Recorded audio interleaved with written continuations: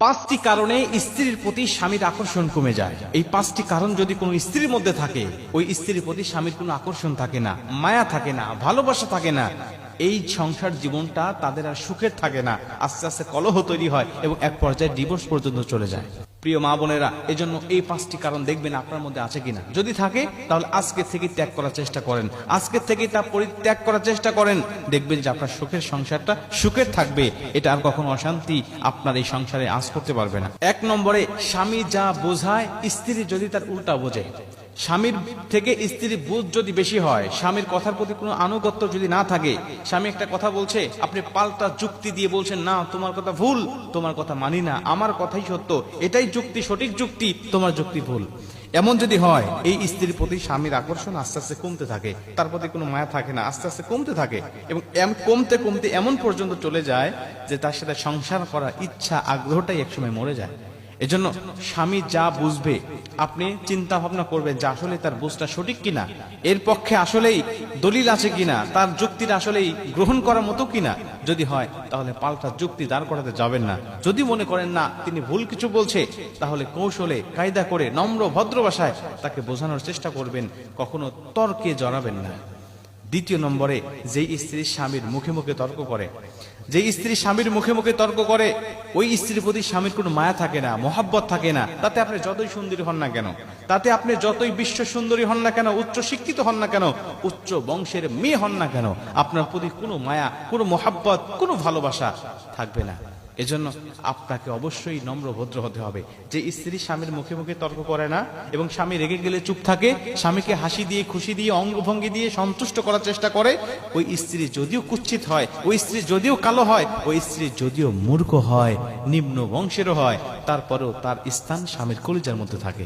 এজন্য কখনোই দুই নম্বরে স্বামীর মুখে মুখে তর্কে জড়াবেন না। তিন নম্বরে, স্বামীর মতামতের বাহিরে আপনি কোনো কাজ করবেন না। স্বামী যে মতামতটা দিবে, এই মতামতটা আপনি গ্রহণ করার চেষ্টা করবেন। কারণ নবীজি বলেন, আল্লাহর পরে যদি কাউকে সেজদা দেওয়া জায়েজ হতো, আল্লাহ স্ত্রীকে বলে দিতেন স্বামীকে সেজদা করার জন্য। আল্লাহ নবী এমনি এমনি বলেন নাই। অবশ্যই স্বামীর মতামতের দাম রয়েছে, স্বামীর গুরুত্ব রয়েছে, এজন্যই আল্লাহ নবী হাদিসটা বর্ণনা করেছেন। চার নম্বরে, স্বামীর পছন্দের মূল্যায়ন করতে হবে। স্বামীর পছন্দের মূল্যায়ন করতে হবে। স্বামীর পছন্দ আছে বিধায় সে আপনাকে পছন্দ করে বিয়ে করেছে, এটা ভাবতে হবে। স্বামী যদি পছন্দ করে কোনো কিছু আপনার জন্য নিয়ে আসে, আপনাকে হাদিয়া দেয়, গিফট করে, যদিও সেটা ভালো না হয়, তারপরেও তার সামনে কখনো বলবেন না, কি নিয়ে আসছো এটা, এটা কি পড়ার মতো কিছু, এটা কি গ্রহণ করার মতো কিছু, এটা তো পছন্দনীয় নয়, এটা তুমি ফেরত দাও। অনেক মা বোনরা আছে পছন্দ তো করেই না, একটা শাড়ি নিয়ে আসছে, জীবনেও সেটা পরে না এবং এটা ফেরত দেওয়ার জন্যও তাকে প্রেশার ক্রিয়েট করে।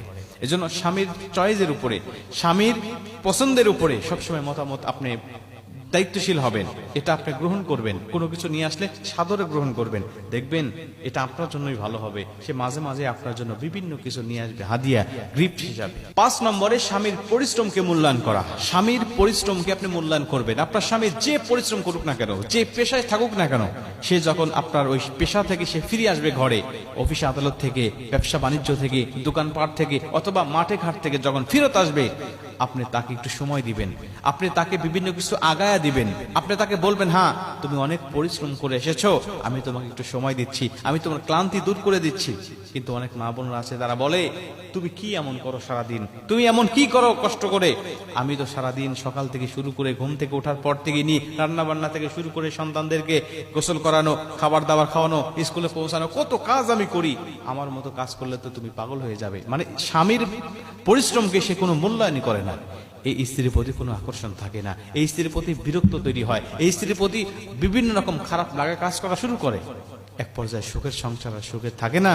এটা বিভিন্ন রকম ফিতনা ঢোকে মনের মধ্যে, দিমাগের মধ্যে শয়তান ধোঁকা দিয়ে এই সংসারটা বিচ্ছিন্ন করে দেয়। এজন্য মা বোনদেরকে বলতে চাই, এই 5টি কারণ যদি আপনার মধ্যে থাকে, এগুলো পরিত্যাগ করেন, আপনার সংসার অবশ্যই সুখের হবে ইনশাআল্লাহ।